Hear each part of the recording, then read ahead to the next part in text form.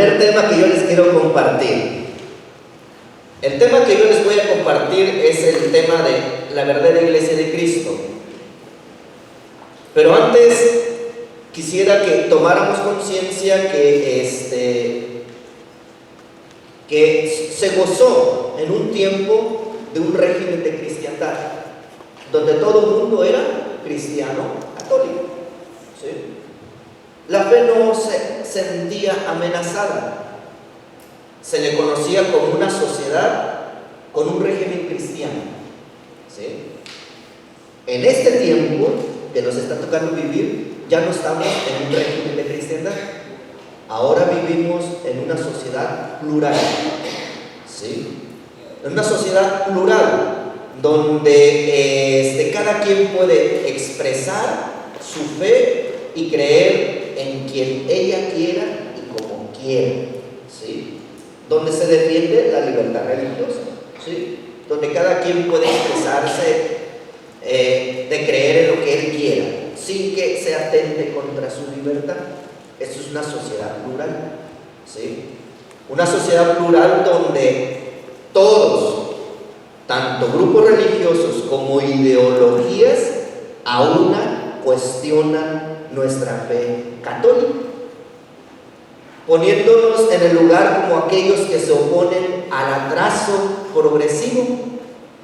al adelanto progresivo, que se oponen al progreso. Tanto grupos religiosos cuestionan nuestras prácticas religiosas, nuestra fe, como ideologías que cuestionan nuestros valores cristianos. Y pareciera que el enemigo número uno a vencer, la Iglesia Católica. Tanto a nivel político como a nivel religioso, a nivel ideológico, la institución a darle chicharrón es la Iglesia Católica. Se ataca sus valores, se ataca lo que cree, ¿sí? Hace poquito por ahí vi un video de cierto diputado que decía: es que la Iglesia Católica se opone al progreso. Chihuahua, no conoces la Iglesia Católica, porque gracias a ella, ¿quién empezó las universidades? Hospitales y tanta cosa, y la fe no está peleada con la razón. Bueno, entre tantas cosas yo empecé ahí a armar mi discurso interno, dije, pero bueno, no te tengo frente, dije, nomás dije lo que yo le dijera a ese hombre, ¿no? Bueno, se hace necesario que conozcamos nuestra fe, se hace urgente que conozcamos nuestra fe. Se hace demandante, prioritario que conozcamos nuestra fe, ¿sí?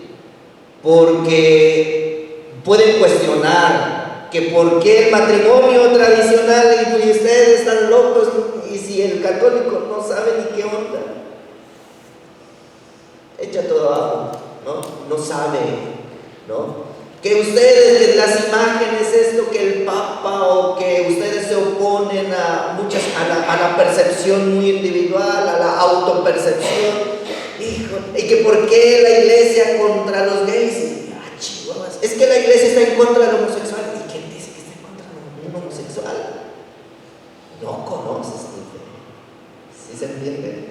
Bien, ahorita yo no voy a entrar en otros temas, voy a entrar solo en el aspecto de la fe, sobre el problema que cuestionan nuestros hermanos separados, sobre la iglesia, sobre si Cristo fundó o no una iglesia. Claro que sí fundó una iglesia, ¿sí? Claro que hay una iglesia, que si en el momento de preguntas ustedes quieren plantear otra pregunta fuera de esto, podemos hacerlo, porque sea dentro del ámbito que estamos tratando, ¿no? Entonces, entramos en el tema, ¿sale? Voy a utilizar este librito que se llama La respuesta está en las escrituras, ¿sí? Por si a alguien le interesa, y también voy a estar manejando esta laminita que se llama Diálogo con los protestantes. Son textos bíblicos seleccionados de cada tema para conocer de nuestra fe. Si a alguien le gusta adquirir, el hermano por ahí lo tendrá en la librería. Bien, empezamos. En Mateo 16:18 Dice, apréndanselo de memoria. Mateo 16:18, tú eres Pedro, y sobre esta piedra edificaré mi iglesia. Vamos a partir de aquí, ¿sí? ¿Por qué partimos de aquí? El capítulo 16, versículo 18, el versículo 18 se divide en dos partes, parte A, parte B. El versículo completo es Mateo 16:18, tú eres Pedro, y sobre esta piedra edificaré, fíjense en el verbo edificaré mi iglesia. Parte segunda, los poderes del infierno no la podrán vencer. Insisto en esta parte de Mateo 16:18, tú eres Pedro y sobre esta piedra edificaré mi iglesia. Ahí está una clara voluntad de Cristo de establecer algo, de fundar algo. Tú eres Pedro y sobre esta piedra edificaré. Edificaré. Fíjense en futuro. Todavía no está edificando la iglesia. La va a ir formando. Le va a ir dando forma en diferentes momentos. Pero aquí ya se expresa la voluntad clara de Jesucristo de que Él quiere establecer una iglesia. Y se ve clara la voluntad de que a alguien le está encomendando una autoridad. Tú eres Pedro y sobre esta piedra edificaré mi iglesia, edificaré. Expresa una voluntad clara de Jesús de establecer una iglesia, ¿sí? Pero Padre, ¿bastará este texto para decir que Cristo sí realmente estableció una iglesia? No, no bastará. Necesitamos revisar más textos en relación a este tema, porque aquí está expresando solo la voluntad de lo que va a hacer. Edificaré. Y claro que durante su ministerio va a dar en varios momentos, va a hacer práctico esta voluntad, ¿sí? Edificaré mi iglesia. Y la promesa, ni los poderes del infierno la podrán vencer. Y claro está, llevamos casi 2000 años de existencia y la iglesia sigue. El imperio que más ha durado es Roma, 800 años. Si esto no fuera voluntad de Dios, si la iglesia no fuera voluntad de Dios, esto ya no lo hubiéramos acabado. ¿Desde cuándo? Si ustedes echan una miradita a la historia de la iglesia, se darán cuenta que no todo ha sido color de rosa, ¿no? No se diga actualmente con tantos escándalos que nos ha tocado vivir, en especial de algunas personalidades de la iglesia. Entonces, entremos en este aspecto. Si la iglesia no fuera voluntad de Cristo, si el piloto no fuera Cristo, ustedes y yo ya no lo hubiéramos sacado, ¿sí? Tantas debilidades que confrontamos día con día, más los que están en el servicio de la iglesia, nos damos cuenta, ¿no? Cómo en medio de tanto esfuerzo, pues hay cosas que quedamos a deber, ¿no? Pues veo de lejos a los servidores, pero cuando ya estoy de cerca con ellos, chihuahuas, yo pensé que era puro amor y también hay paz. Pensé que era puro amor y encuentro que también hay paz, ¿no? En otros lugares, ¿no?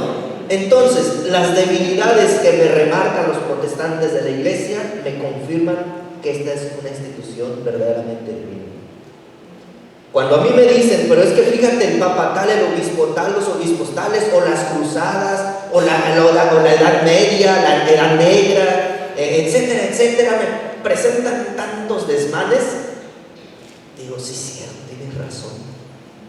Eso confirma que Mateo 16:18, edificaré mi iglesia, es voluntad divina. Y todavía más, los poderes del infierno no la podrán vencer. Me confirma que es cierto Que es cierto, porque si por ti y por mí fuera, ¿desde cuándo nos hubiéramos acabado la iglesia? ¿Desde cuándo? ¿Desde cuándo? Ustedes confróntense con sus debilidades humanas, y más todavía confrontan las debilidades de los otros, y más todavía si convives con el padrecito de cerca te das cuenta de Chihuahua, si nunca eres tú, padrecito, no manches, también te equivocas. Yo cuando era seminarista veía a los padres de lejos, ¿no? Y yo decía, esos son mis dioses, con D minúscula, o sea, mis ídolos. Yo quisiera ser como que el padre. Pero conforme me iba acercando, conviviendo, y iba llegando más, iba conviviendo más con este tipo de padres, y dije, Chihuahua, también los dioses se equivocan. No, me doy cuenta que es una promesa divina y se hace realidad. Para 2000 años que llevamos, 2033, vamos a cumplir, porque en el año 33, donde como tal la iglesia empezó, constituida, ¿no? La fue formando Jesús, sí, pero en el año 33 como tal la iglesia ya empieza, ¿no? Vamos a entrar a 2000 años, y 2000 años, digo, a Chihuahuas. Entonces el piloto no es el Papa Francisco. Entonces el piloto no es Juan Pablo II, no es Benedicto XVI, no es Pablo VI, no es León XIII, etcétera, etcétera, y vele echando para atrás. No, digo, estoy en el lugar correcto, por más que me enoje con mi hermana que está al lado y que un poco me caiga, pero estoy en el lugar correcto. Aunque vea a mi hermana con cara de Shrek, pero ¿qué le puedo hacer? Esa tiene, ¿no? Aunque vea a mi hermano con cara de Hulk, que cantantito lo provoca, se convierte. Pero estoy en el lugar correcto. ¿Sí se entiende? Llévense de memoria este texto, Mateo 16, 18. Los otros textos que les voy a ir dando es para profundizar esta realidad, ¿sí? Los otros textos que les voy a ir dando es para profundizar esta realidad. Tú eres Pedro, y sobre esta piedra edificaré mi iglesia. Está la voluntad de Cristo de establecer algo. Y los poderes del infierno no la podrán vencer. La iglesia siempre ha sido atacada. No solo ahorita. La iglesia siempre ha sido atacada. Siempre le han dado duro. Por ahí decía un cantautor, decía, la iglesia es como una piñata. Le dan de garrotazos por todos lados, pero ahí permanece, ¿no? Ahí está. Porque es divina, precisamente. Porque es divina. Porque es Cristo quien ha fundado, es Cristo quien ha prometido, ni los poderes del infierno la podrán vencer. ¿Sí?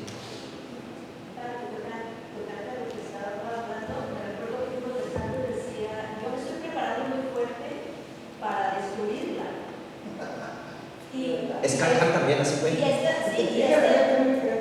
persona, bendito sea Dios, ya se convirtió. Y ahora le dice el padre que estaba diciendo, dice, mira, tú te estás preparando para vencerla, para destruirla, y nosotros ya hemos querido destruirla desde que empezó, no hemos podido. Pobrecitos de nosotros, ¿verdad? No, pues no. Solo Dios conoce esta situación. En realidad es pelear contra Dios mismo, porque es una voluntad divina clara, ¿no? Pero esto lo tenemos que conocer. Esto lo tenemos que conocer los católicos, ¿no?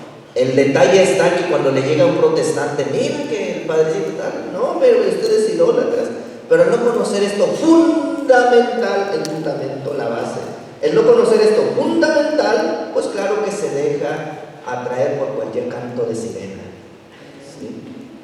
Se deja seducir, así eran las sirenas en tiempo de Odiseo, iban en el mar y escuchaban el canto de las sirenas y se seducían. Y ya ahí se quedaban, ahí morían por su canto de sirenas. Cualquiera se deja seducir. Católico, que no con esto fundamental, básico, pues Una vez entendiendo que esta es la iglesia de Cristo, entenderé por qué. Si es de Cristo, no creo que esté equivocado en tener imágenes, en decir Padre el sacerdote, en decir que María es virgen, que es inmaculada. Todas nuestras prácticas religiosas tendrán un fundamento, porque aquí está el fundamento en la base. Pero conozcámosla, profundicémosla, ¿sí? Bien, entonces frente a esto, en Mateo 28:20 Jesús les dice a los apóstoles: yo estoy con ustedes todos los días hasta que termine este mundo. Pero fíjense, Jesús, por favor me dicen cuando ya esté cerca, porque yo luego no tomo tiempo y me emociono, ¿no? Jesús va a tener diversos discursos dirigidos a las multitudes y discursos dirigidos solos a los 12. Mateo 28:20 es un discurso dirigido solo a los 12, ¿sí? A los que ha constituido, ¿sí? Yo estoy con ustedes todos los días hasta el fin del mundo, y se hace patente su presencia. Les decía, Él va guiando, Él es el que lleva el timón, ¿sí? Ahora bien, vemos otro aspecto bien importante. Mateo 13:24 al 30. Jesús compara el reino con un campo de trigo, ¿sí? Con un campo de trigo. El texto dice: salió el sembrador a sembrar, y vino por la noche, cuando los trabajadores fueron a dormir, vino por la noche el enemigo y sembró mala cizaña. Crecieron juntos. Pero fíjense al principio cómo compara Jesús. Y el reino de los cielos se parece a... Tal vez si yo fuera protestante dijera: el reino de los cielos se parece a un campo donde hay puro trigo. No, pero la palabra no nos oculta eso.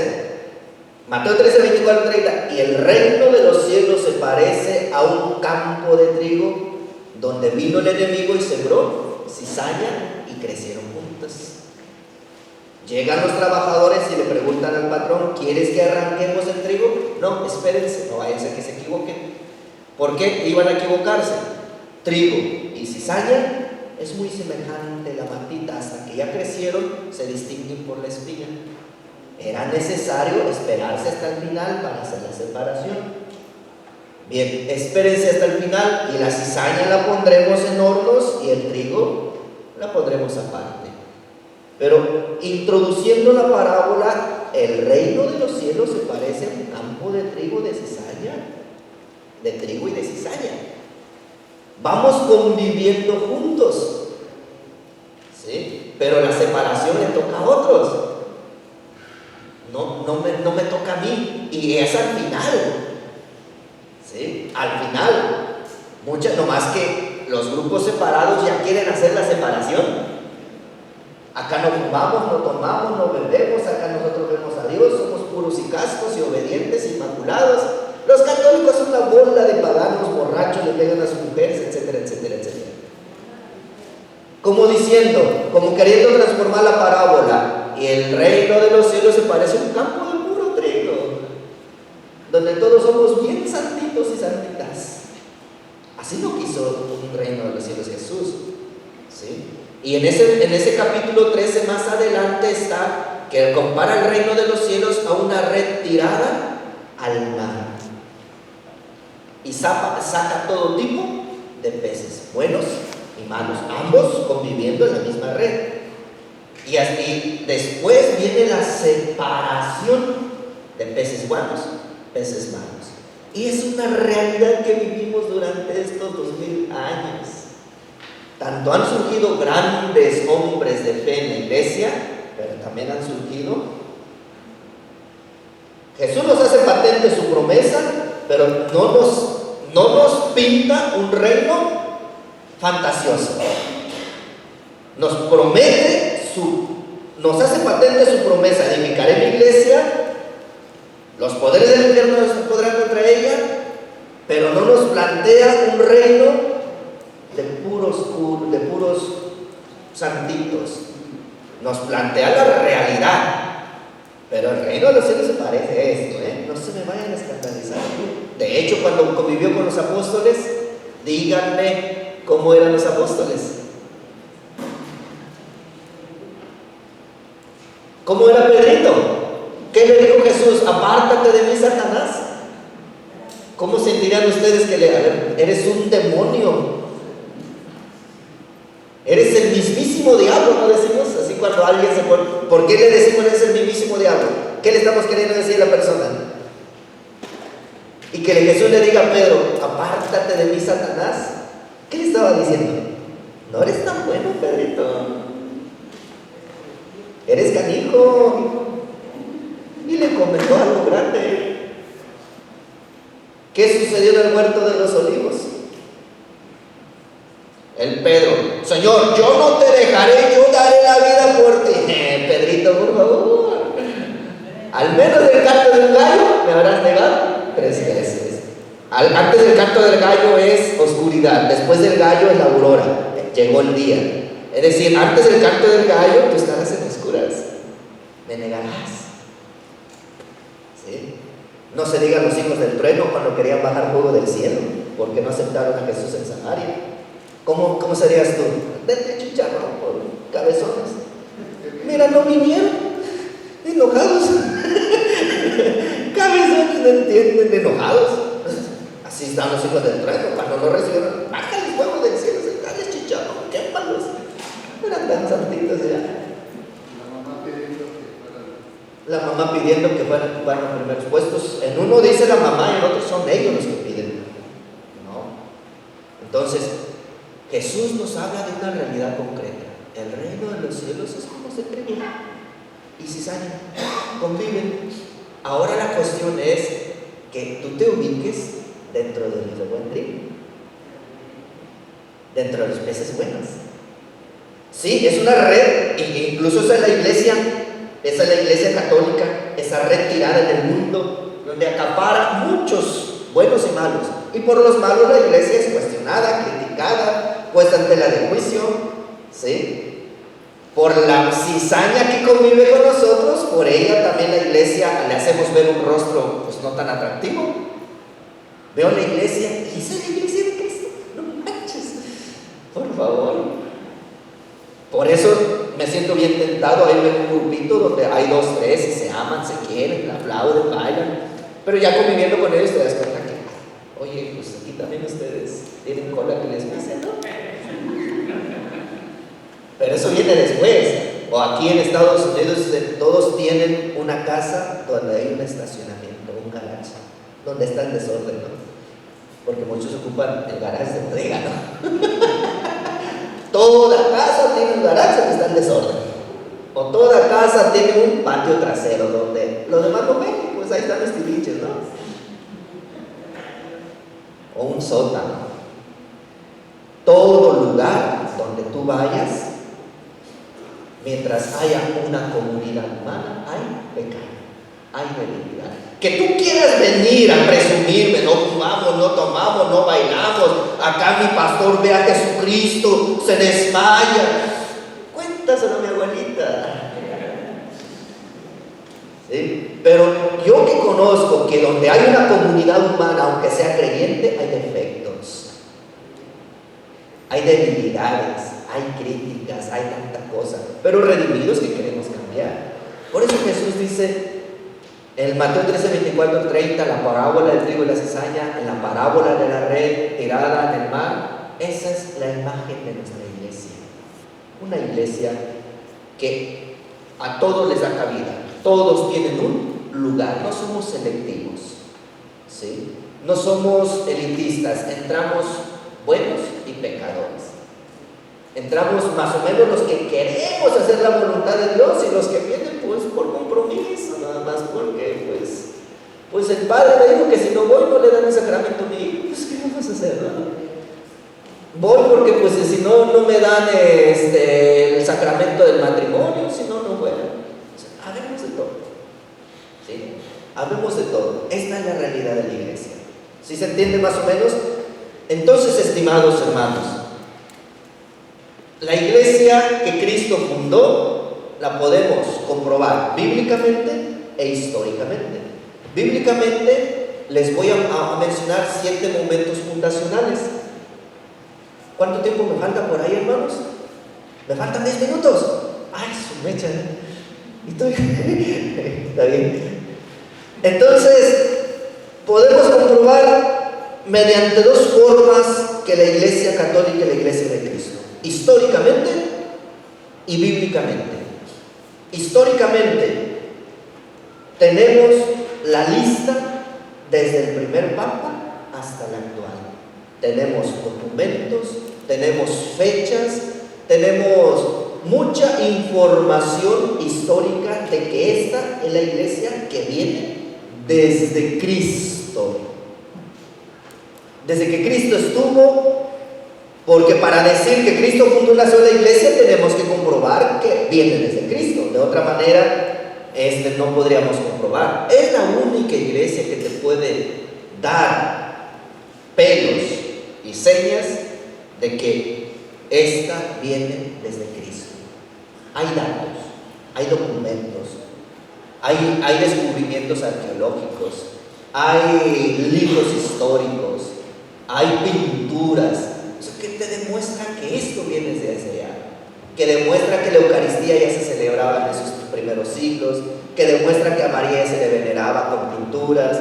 Tenemos muchos datos históricos, entre ellos lo más fuerte, la lista de todos los papas con fechas precisas hasta ahorita.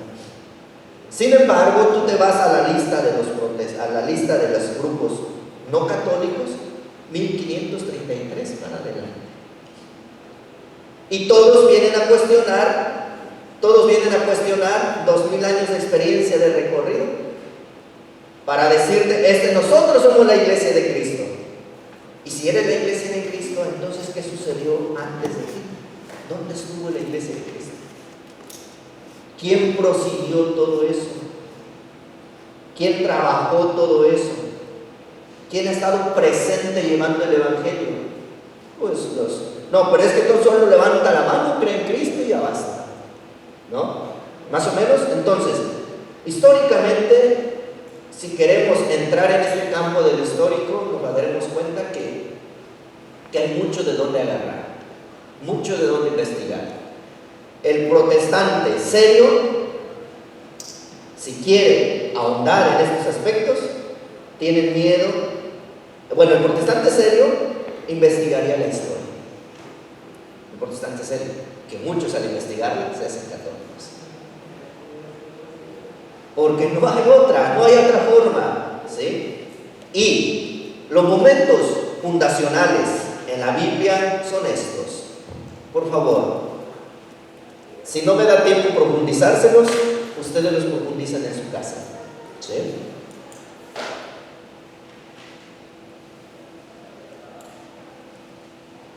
El primer momento fundacional en que Jesús nos damos cuenta que tiene la clara idea de establecer una iglesia es en el primer momento del inicio de la predicación del Evangelio.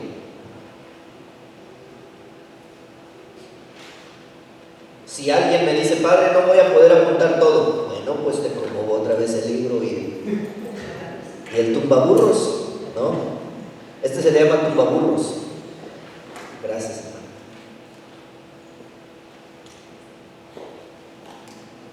El primer momento en que vemos que Cristo sí quería fundar una iglesia es el inicio de la predicación del Evangelio.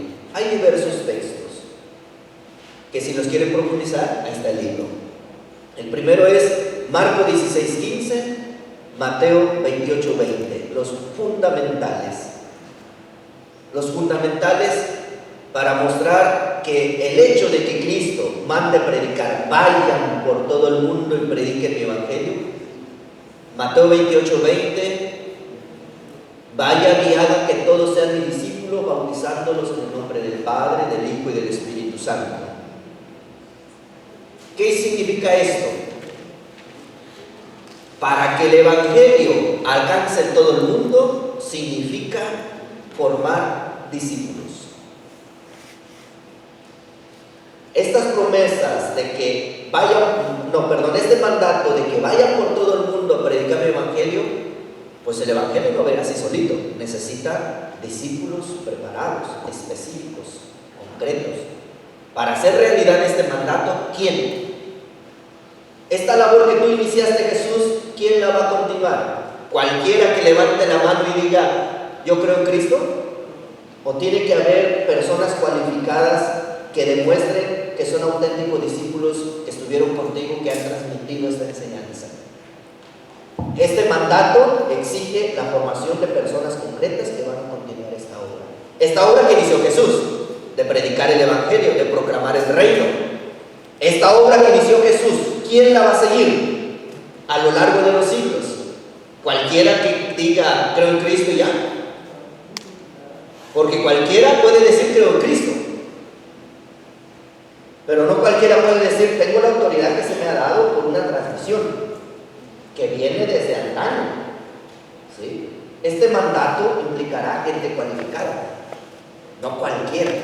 Porque en todo caso Jesús no hubiera convocado apóstoles. En todo caso Jesús le hubiera dicho solo a la multitud, vayan y prediquen. Pero Marcos 16:15 no lo está diciendo, no es un discurso abierto. Mateo 28:20 no es un discurso abierto. En la Biblia hay discursos abiertos para toda la multitud, pero también hay discursos solo dirigidos a unas cuantas personas, en el caso de los apóstoles. No le está hablando abiertamente a todos. Entonces nos está mostrando claro que hay una voluntad explícita de Cristo de establecer algo sólido, quienes van a continuar mi obra, y no son cualquiera. ¿Sí? El segundo momento fundacional es el llamado de los primeros discípulos. Dice Marcos 3:13-15: y subió al cerro y llamó a los que él quiso. No les quiero dictar muchos otros textos, hermanos, porque no los quiero atiborrar. Hay muchos textos para profundizar cada momento fundacional, pero creo que una hora pues no va a ser suficiente, ¿no? Por eso quisiera que se llevara el material y ustedes se inquietaran en seguir profundizando más este tema, porque es muy amplio el tema de la iglesia y los argumentos son muchos bíblicamente para decir que Cristo sí fundó una iglesia. ¿Sí? Entonces, el segundo momento es que Cristo dice, sube al cerro y llama a los que él quiere, a los que él quiso. Marcos 3:13-15. Y subió al cerro y llamó a los que él quiso. Y les dio el poder dice así el texto, subió al cerro y llamó a los que él quiso para que estuvieran con él y mandarlos a predicar. Marcos 3:13-15. Y subió al cerro y llamó a los que él quiso. No digo, no, vaya al que quiera. Los que él quiso, está formando una comunidad. Y para que estuvieran con él y para enviarlos a predicar, es decir, no es todo que levanta, es los que el Señor quiera. Y estos que él quiere los está llamando aparte. Lo está llamando y llamó a los que él quiso. Estamos viendo claramente la formación de una comunidad. Más claro todavía, el otro momento es cuando los discípulos le dicen, enséñanos a orar. Y aquí estamos otra vez en una escena, no ante un discurso colectivo. ¿En qué momento le predicen a Jesús, enséñanos a orar? ¿Cuando está la multitud? No. Cuando lo ven orar y le dicen, enséñanos. ¿Quiénes eran? Los apóstoles. Les va instruyendo, los va formando. Mateo 6:9. ¿Sí? Mateo 6:9, cuando les enseña a decir, ustedes oren así, Padre nuestro. Es en forma plural, Padre nuestro, porque está enseñando a una comunidad a relacionarse con Dios. Le está enseñando una comunidad que nos va a transmitir la forma de relacionarnos con Dios. Y es una comunidad que nos va a enseñar Nosotros somos herederos de una comunidad que se ha venido transmitiendo de generación en generación el modo de orar, ¿sí? El modo en cómo tenemos que orar. Entonces, aquí nos damos cuenta que Jesús le está dedicando tiempo a una comunidad específica, a una comunidad de hombres específicos. No es una enseñanza en general en la oración del Padre Nuestro, no es que le diga a todos. Entonces, vemos momentos específicos en que el Señor dedica tiempo a una comunidad, porque van a ser los continuadores de la obra, ¿sí? Otro cuarto momento, la institución de los 12, otra cosa muy clara. ¿Cuántas eran las tribus de Israel? Las 12 forman el pueblo de Dios, ¿sí? El pueblo de Dios, 12 tribus. ¿Cuántos apóstoles elige Jesús? 12. ¿Qué querrá decirnos? ¿No será su voluntad establecer una nueva comunidad? Un nuevo pueblo que va a continuar su labor, ¿sí? Y los 12 son términos muy significativos. Otra vez el texto de Marcos 3, 13, 15. Así constituyó a los 12 para que estuvieran con él